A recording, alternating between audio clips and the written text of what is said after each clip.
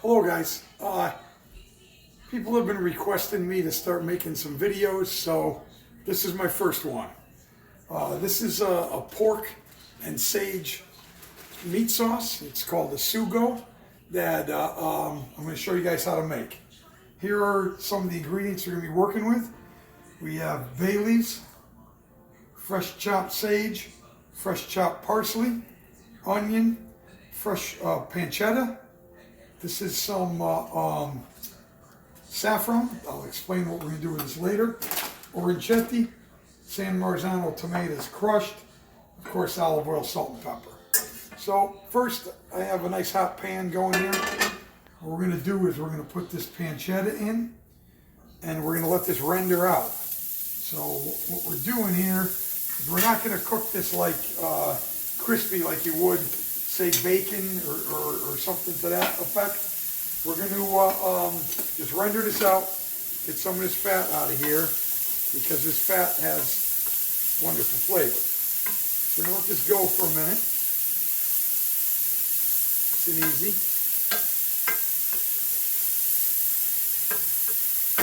My mother's wooden spoon. It's about probably 7 years old.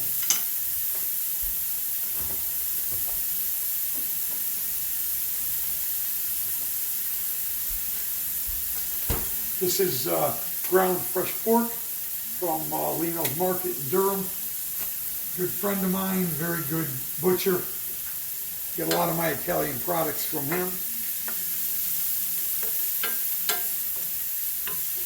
You see this pancetta, which I just sliced finely, chopped it up a little bit. The fat is rendering out. You can see it's mixing with the olive oil. It's getting a little thick. And that's what we want. That's what you want to see here, because we're going to use that as a lipid with the olive oil. Then we're going to cook our onions in and our parsley before we get the rest of our ingredients in here. So as you can see, this rendered out pretty well. Give it just another minute. Got the heat probably on medium. This is a Viking stove. Has very powerful burners. So, you have to adjust according to what you guys are working with. This looks pretty good to me. I'm going to send in this onion.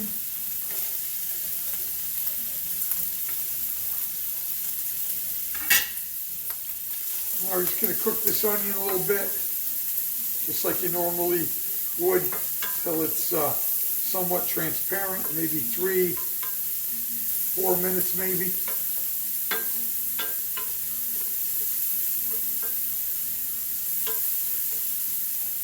See the onions kind of drank up that liquid from the pancetta, which is what we want. Let this cook a little bit. After we give this a minute or two, I'm going to put this parsley in and cook that parsley in there a little bit as well. And then we're going to get our pork in here to brown.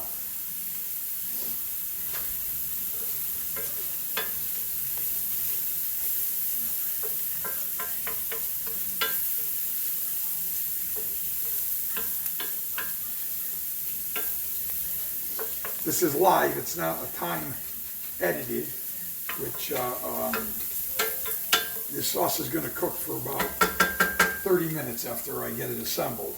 And we'll come back after it has simmered. I'm just going to simmer it like a regular, any sauce that you would make. Nice and easy, let it simmer, let the flavors all come together, and that's what will make our sauce. So this looks pretty good to me. Throw this parsley in. It's about a 1/4 cup of parsley. That was about 3 ounces of pancetta that I started with, and 1 medium onion cut up. So I like to throw the herbs in a little bit. A lot of people throw the herbs in at the end, but I like to put the parsley in here because I think the heat releases the flavor if you get it in sooner rather than later. So it's good to me. Now we're going to throw in our pork. This is about a pound and a half of just fresh ground pork. Get it at your local butcher. We're going to get that in here. Crank up the heat a little bit here. And break this up. Render this all out.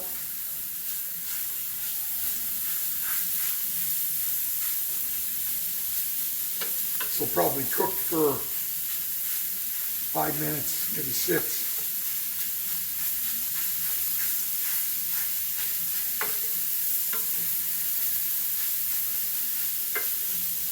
It's important to break this up as you're cooking. If you want it to be a nice sauce that doesn't have big hunks of meat in it. But as it browns, it's gonna keep playing with it. It'll break right down. If it's not breaking down for you with a regular wooden spoon, sometimes I'll switch to a straight blade spoon.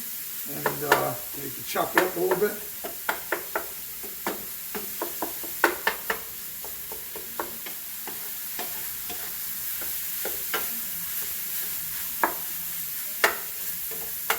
Okay, while this is cooking, I'm going to explain to you what we're going to do with our orecchiette.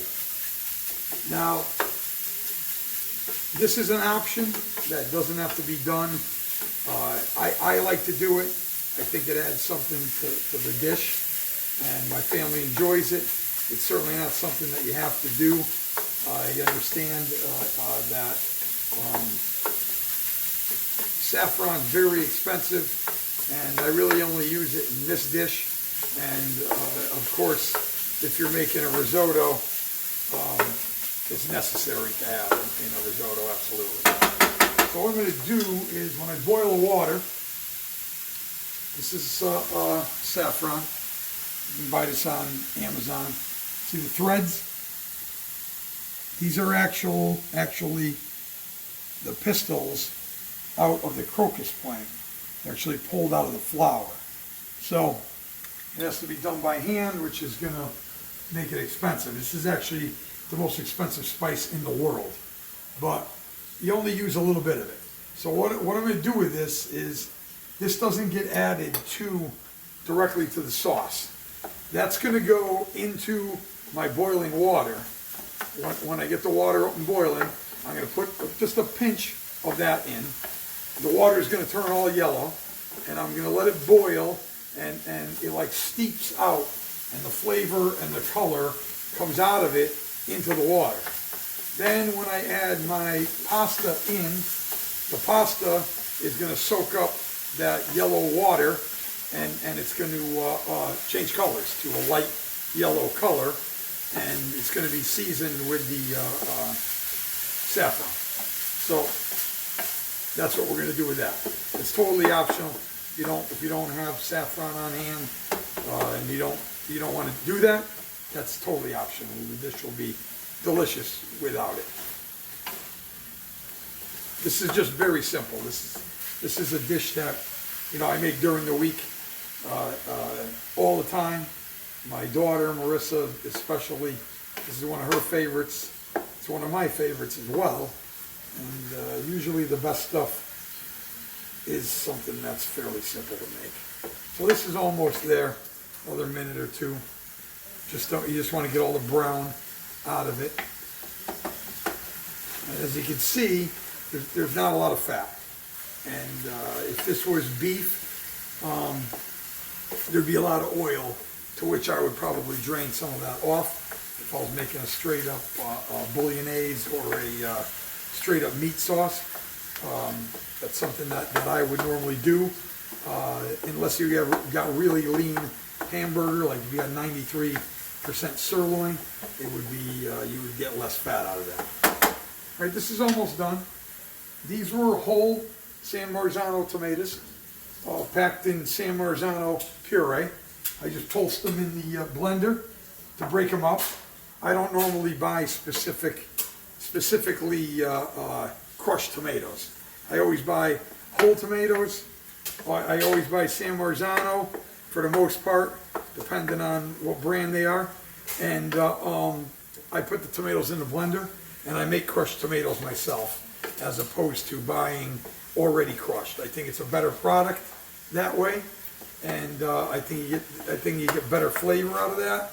And San Marzano tomatoes, DOP real San Marzano tomatoes, are generally not sold crushed. I've never actually seen a can of San Marzano crushed, pre-crushed tomatoes. They always come in the whole form with either a natural juice, which is more watery, which I use in like stews, soups, cioppino, fra diavolo, things in that nature. But for a straight up sauce, I use the San Marzano tomatoes packed in San Marzano puree. And that's important because it can't be labeled San Marzano tomato and labeled with the DOP certificate on the side of the can from Italy unless the puree that's in the can is actually San Marzano tomatoes that have been pureed, as opposed to, you know, God only knows what they could use. So in go our tomatoes.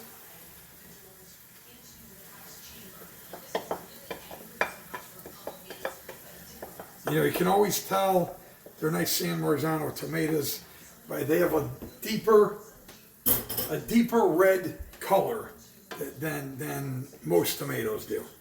All tomatoes do. So we're gonna mix this in here. And whenever I add tomatoes to sauces, any kind of sauce, once I stir it in, that's when you want to add some salt. And it allows the rest of the juices to come out of the tomatoes and make your sauce. So I'm just going to throw in, I always use kosher salt. 99.9% of the times. Sometimes when I'm cooking, sometimes I'll use a sea salt on some things, but for the most part, I go with a kosher salt. It's nice, flaky. It breaks down nice, dissolves nice. Very good. I'll also give this a little hit of pepper. Always use fresh grated pepper. Always. And then we're just seasoning this a little bit now. And we'll season it again at the end after we taste it a couple times and see what we need there. So now that we got this together, now you're going to add this is a couple tablespoons of fresh sage leaves that I just washed and I just chiffonade. And this is going to go right in. This is the whole flavor of this dish. So if you don't like sage, you're not a sage person, this might not be the one for you.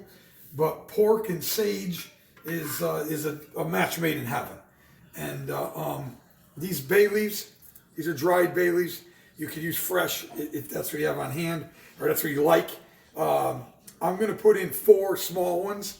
If they're big, you could just throw in 2. And then you're just going to stir this in here. Get those down in the sauce a little bit. And now, as you can see, there's a little bit of water in the sauce, but this sauce is going to cook for about 30 minutes. So you're going to need a little bit of juice in here, moisture in here, before this is done. So you're going to get this up to speed here, a little bit of heat, and you're going to let this start simmering, and you're going to stir it every 5 minutes or so. This is going to cook for about a half an hour, and if it's getting a little bit too tight and a little bit too thick, then just add half a cup of water to it, and that'll take care of it. You don't want to add anything else, but just enough to cook this together, and that should do it. Okay, we'll see you back in about half an hour. Okay, guys, we're back. As you can see, the sauce is simmering away. It's been going for half an hour. I did add just a little bit of water, and all we're going to do now is test it out. Salt is good. Hit it with a little bit of pepper. Can let that keep going. Now we're going to go over here to the water. The water's boiling good. We're going to add some salt to this. A good tablespoon. Pasta water should taste like the ocean when you're boiling pasta in it. It's your only chance to season the pasta. Here's the saffron. I'm going to take a pinch of the saffron. Drop that in here. Just a little bit more. You see the yellow in the water?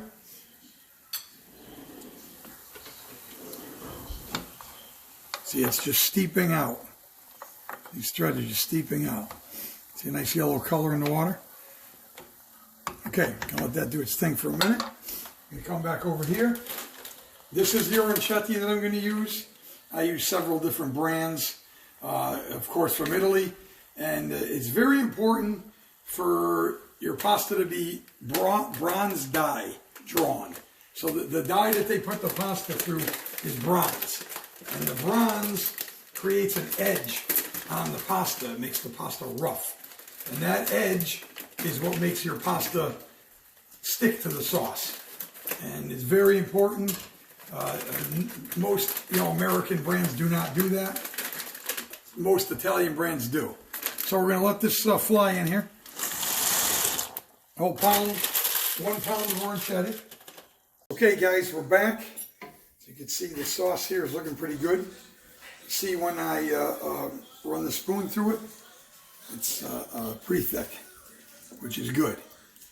This is fine because some of the water from the pasta is going to come in here as I transfer it over.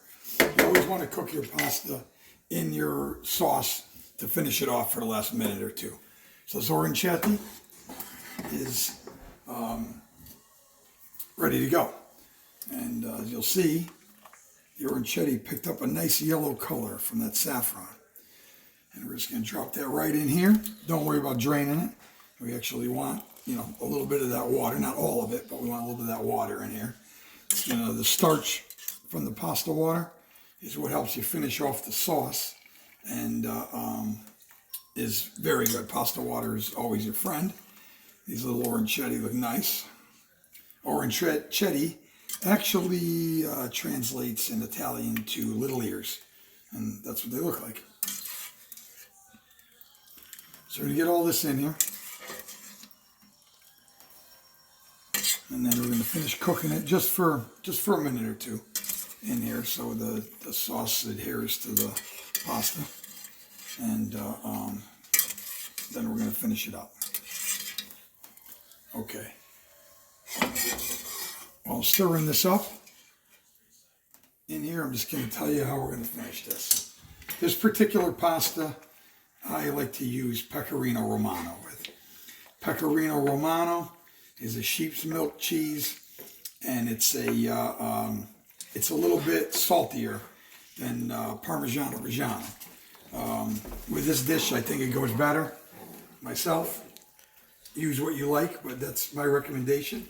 And if you're making like a classic, something like carbonara, then the Parmigiano Reggiano is a must. But with this, I prefer the Pecorino Romano. I buy it in big blocks. I age it in the back of my refrigerator in wax paper for 3 to 4 weeks, and then I grind it myself. That's how I like to do it. Now this here looks good. I think I can use just a little bit of the pasta water, just to thin it out just a little bit.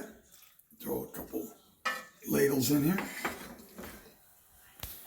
I'm going to stir that in.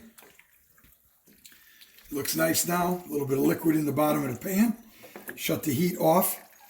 Now the pasta has drank up that beautiful sauce that we made here. And now we're going to finish the pasta. And how you finish the pasta is you turn the heat off, and we're going to add a little bit of cheese. You never cook cheese. That's why you turn the heat off. You don't want to cook the cheese. So cheese in, heat off. That looks good. Now we're going to stir this in, and that liquid in the bottom, the extra little bit of pasta water that we put in there is going to melt with this cheese, and it's all going to stick right to the pasta. So you see how nice that looks? It's glistening. It's done. So now we're going to transfer this to our pasta bowl. Need a strong arm for this.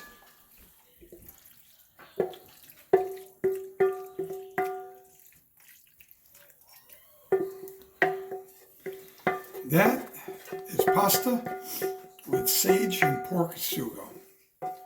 Very simple recipe. Everybody will enjoy this. So, what I'm going to do now is, of course, just a little bit of cheese on top. Serve it with more cheese, of course. And that's it. Pork sugo with sage sauce.